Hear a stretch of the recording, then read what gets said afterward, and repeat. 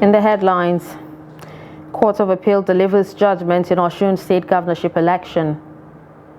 EFCC chairman wants review of Electoral Act to strengthen fight against vote buying. Wheat farmers in Jigawa raise alarm over threat to this year's cultivation. And away from Nigeria, Marburg virus outbreak death toll rises to 20 in Equatorial Guinea.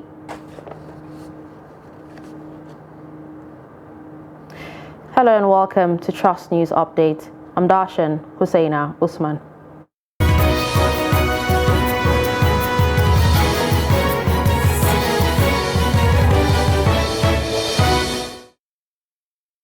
Now the news in full. The Court of Appeal on Friday delivers judgment in the appeal of Governor Ademola Adeleke challenging the Osun State governorship election.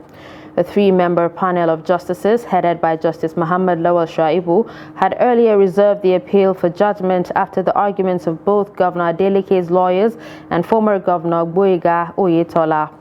The appellate court's officials subsequently informed the parties that the matter had been fixed for judgment, more so that the constitutional 60 days for the hearing of the appeal was due.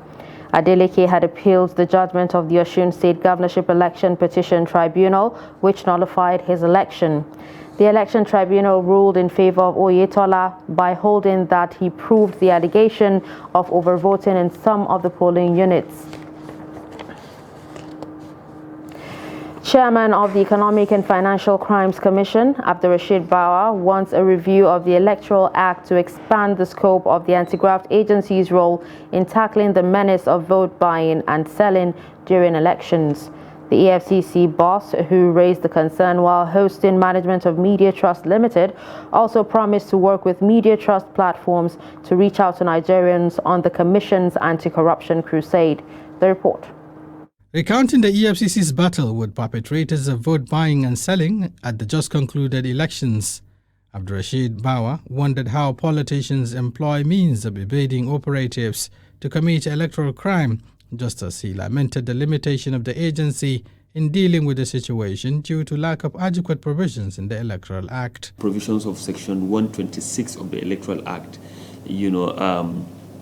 find it very, very difficult to prove, the issue of inducement, more so because the law says that it is an activity of inducement or trying to, coerce somebody into voting for candidate A rather than B, but only within 300 meters. Bawa says he is not deterred by antics of his detractors in the fight against corruption in the country, as he is determined to lead agencies' operatives in tackling the monster, especially in public procurement, amongst others. Currently, we are investigating two ministries. I'm digressing a bit. Two ministries where double payments were made. In one of the ministries, double payments cumulatively on about 20 contracts of over 4 billion naira. These are contracts that were done, way back 2018. And then some group of people, so bold, they came up with the same narration, removed the documents from the file, forged them, and then of course in conspiracy with a lot of civil servants, they raise vouchers again and pay. How can that happen if you have a digitalized procurement processes? The EFCC chairman, while assuring the visiting Media Trust Management of robust collaboration in strengthening the fight against corruption, congratulated the group on the emergence of Trust TV, which he says has been supportive in the anti-corruption fight. Regarding our relationship with the Trust Media, I think it has been robust. We have been making efforts to ensure that we are with you in terms of publications that we are making. Almost on weekly basis, and just as you have said, if you want to talk to this part of the country, then you have to talk through the Trust Media Group. Bawa headed the investigation against former Minister of Petroleum Resources Dizani Madueke and her associates in 2015. He was appointed substantive EFCC chairman in February 2021. Shapir Suleiman, Trust TV News, Abuja.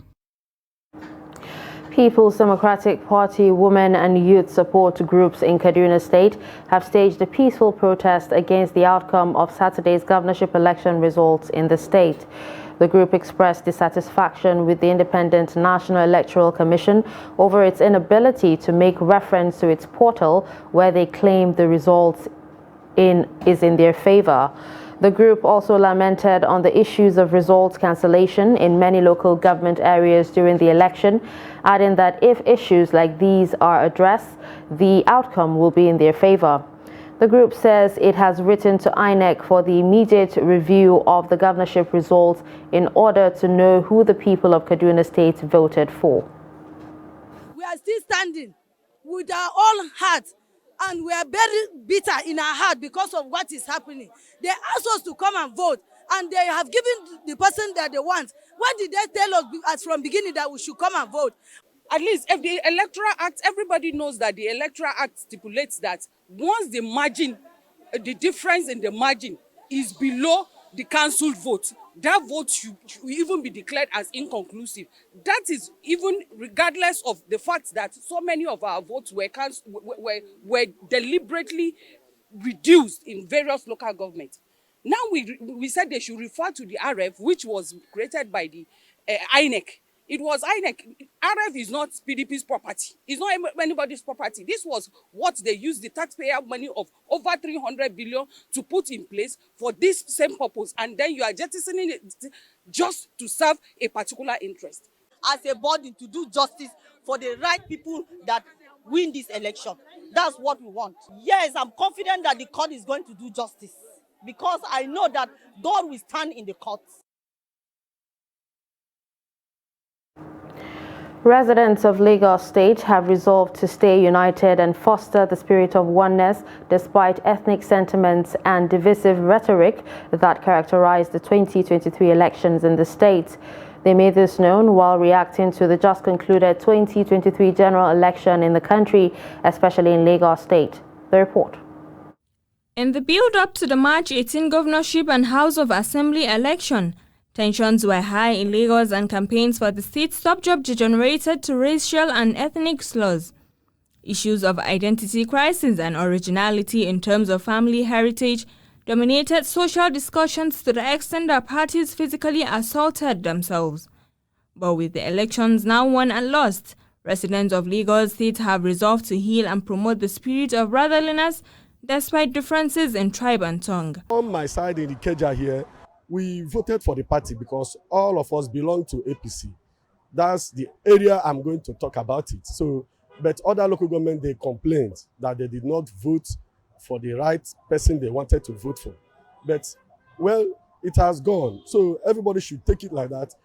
We have a working government already. APC is the working government. So we need to concate. Everybody, we need to just let us have the unity we're supposed to have in Lagos State so that it will accommodate everybody. We are not united.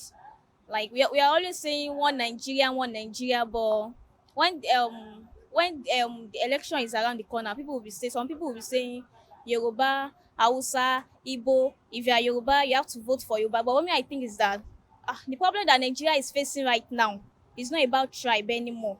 Like even if I see a Yoruba man that is not doing well and I see a Igbo man that is doing well, I would definitely vote for a Igbo man. Others believe that as members of One Nigeria, citizens ought to uphold the indivisibility upon which the foundation of the country was laid. Let them stop saying that we are one Nigeria. I don't see unity in this country. When one tribe will fighting one tribe because of maybe vote or because of election, so we're supposed to be united. We're supposed to be one Nigeria, but based on what I'm seeing now, there is nothing like that. The truth should be told. There is nothing like one Nigeria, and it shouldn't be so. We're supposed to be united, despite the country, despite the ethnic group or whatever. We're supposed to be united. We're supposed to be one. Like we're supposed to come together as a nation. We're supposed to work together so that things in Nigeria will move forward. We can see in the election that are being held, we can see that some people, they really vote for ethnicity. Like I'm Igbo, I'm Yoruba, and some people are even fighting because of. I had a news that was on post online that some places the Yoruba people will not allow the Igbo people to vote. Maybe because they want to vote for their own ethnic group. So all those things is not making sense. We're supposed to come together and work together so that this country will move forward. They, however, appeal to aggrieved parties to accept the outcome of elections and continue life peaceably with one another or seek legal redress. Residents of Yola, the Adamawa state capital, on Thursday joined Muslim Ummah world over to observe the first day of the 2023 Ramadan fast. Salis Lawan reports that beyond the biting challenges of cash and fuel scarcity, residents had to deal with an unfriendly weather in the state. The report. This is the outlook of the first day of Ramadan in Yola, the Adamawa state capital. The weather this Thursday is 39 degrees Celsius.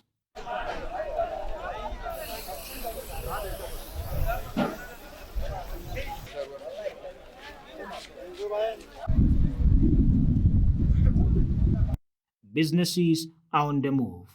However, the sunny weather hurts.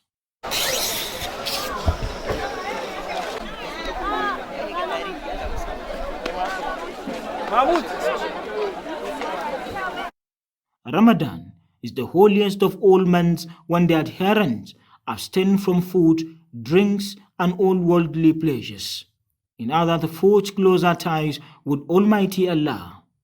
It is written, is most forgiven and most merciful. Abu Bakr Muhammad and his family are at the Jimeta vegetable market, popularly called Kasuangwari, and he says prices of vegetable when compared to his last shopping there have changed. A week ago on Wednesday, and some of the things we bought, like the tatase, pepper, for the same amount we got today, was much more then and much lesser now. It's much lesser? Yes, at the same rate, yeah. It's more lesser, and they said things seem to be going up. It was quite a struggle today to get cash. On the bank, I was there at Access Bank. 6 o'clock this morning, I got a number, 585. I went by around 9, and I got money around 11:30. That's why I'm here. Ramadan fast is indeed one of the 5 pillars of Islam. Stakeholders say a lot need to be done to get Nigerians out of the difficulty posed by the Naira redesign and cashless policy to enable them effectively participate in the fast. Salis Lawan, Trust TV News, Yola. Islamic clerics have called on Muslim faithfuls to take advantage of the month of Ramadan and imbibe the approach of utmost worship, faith strengthening, and spiritual preparation to absorb the divine upliftment that comes with the month. They made the call as Muslims around the world commence fasting in the holy month of Ramadan on Thursday in Abuja. The report. It's the first day of the month of Ramadan, and Muslims are preoccupied with their daily routines, in addition to other expectations that come with a typical fasting day that requires one to stay away from food and drinks until breaking of fast. Well, fasting should be approached with reservation of energy to come up with different acts of ibadah, to have savings because it gobs a lot of money, to have spiritual preparation whereby your heart is readily available to absorb the divine illuminations, and at the same time is to prepare your timetable, how you want to spend your days during the month of Ramadan. Both days and night are very important. You are expected to recite the Quran, different kind of azkar, and so on, to observe the Hajj during the night of Ramadan. All these are expected to be prepared for because there are 6 P in this regard. If you do it well, you have it well. Number 1 is proper prior preparation, prevent poor performance. Fasting in the holy month of Ramadan is, however, not prescribed for every Muslim, as there are people exempted from performing this important pillar of Islam. The minors, those who are underage, that's what we call mukallaf. Mukallaf is an adult. When you have not grown up to the state of adult, you are exempted. The elderly ones, those who are out to the extent that medically they are not advised to fast. Nursing mothers and heavy women, those who are pregnant, are also exempted. They are to feed the needy. So those who embark on a rigorous journey, not someone who's flying from Abuja to Lagos. That's not what I'm talking about now. People who embark on journey that it seems to be difficult. Their movement from one place to another would not allow them to fast. So we exempt them from fasting. Those who are out to make their daily bread through a hard labor, very hard labor, that if they don't do it, they won't be able to survive. And this hard labor will not allow them to fast. Islam, with its concentration and its beauty, has allowed them to drop fasting and be feeding the needy. Muslims are therefore enjoined to imbibe the teachings and ways of life of the Messenger of Allah, Prophet Muhammad, peace be upon him, while maintaining piety before, during, and after the month of Ramadan. Aisha Salihu, Trust TV News, Abuja. The 8 p.m. to 6 a.m. statewide curfew imposed by the Zamfara state government has been reviewed to 10 p.m. to 5 a.m. effective Thursday, 23rd March 2023. A statement by the Commissioner for Information, Ibrahim Dosara, said this follows the commencement of Ramadan fasting. The curfew was imposed to curtail infractions occasioned by jubilation over the success of the People's Democratic Party at the just concluded governorship elections. The statement explained that it is to enable people to attend to the required religious rites and obligations in the holy month of Ramadan. It said all security agencies have been directed to ensure strict compliance until the required peace and normalcy is restored in the state. You're watching Trust News Update. Coming up after the break. How Fishing Festival unites Benue community. Stay with us.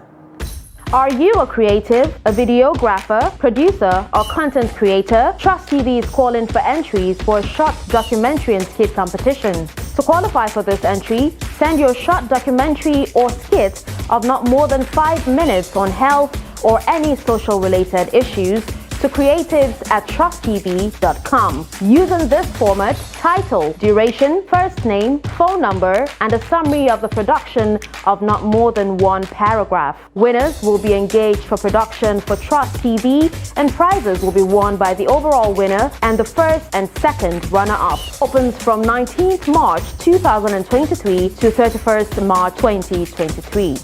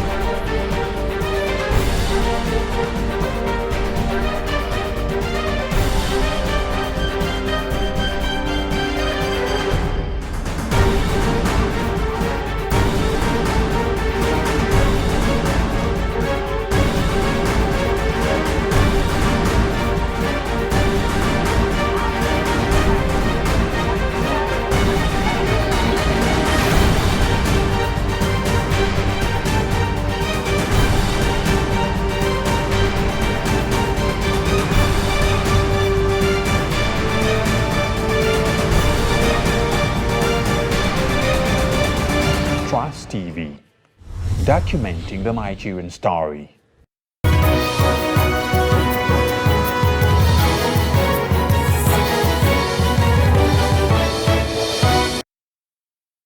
Welcome back and thanks for staying with us. You're still watching Trust News Update. Here's a recap of our top stories. We told you that Court of Appeal delivers judgment in Osun State governorship election. We also told you that EFCC chairman wants review of Electoral Act to strengthen fights against vote buying. Moving to security, at least 201 kidnapped victims have been rescued in the last 2 weeks in various military operations in Borno and Kaduna states. The Director, Defense Media Operations, Major General Musa Madami, made the disclosure during the bi-weekly briefing at the Defense Headquarters on Thursday. Major General Musa Madami said troops of Operation World Stroke neutralized 14 terrorists, arrested 12 logistics suppliers, and rescued 16 abducted civilians. Meanwhile, the General Officer commanding 7th Division and Commander Sector 1 Operation Hatankai, Major General Wadi Shaibu, on Tuesday made an operational visit to 112 Task Force Battalion in Mafa, Borno State. He commended and appreciated the efforts of the troops in thwarting an attack by ISWAP terrorists on the town in the early hours of Sunday. General Shaibu, during the visit, applauded the fierce fighting spirit of the troops during the encounter, describing their tenacity as one of the hallmarks of soldiering. Wheat farmers in Jigawa State say this year's harvest is threatened by a number of factors, raising fears of possible food shortage. Trust TV's Northwest correspondent Idris Jibrin, who speaks to the farmers in Jigawa, reports that many fertile lands earmarked for wheat production could not be cultivated this year due to lack of improved seeds and other requirements.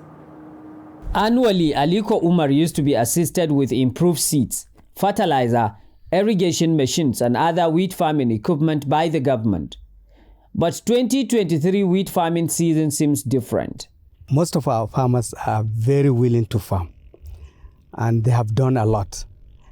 The federal government was not able to arrange for giving out loans to farmers. Unfortunately, due to so many reasons. In the first place, there is this transition of government from the current administration to the next that is just coming in. That is one. Secondly, the loan could not be disbursed to the farmers because I will tell you that some of the farmers are not willing to pay the previous loans given to them. There are many other farmers in Jigawa State who are currently harvesting their wheat, but they say the yield is very poor compared to the last year's farming season. We were promised fertilizer, but they didn't give us. In fact, as of now, we can't even afford to buy the fertilizer because of its high price.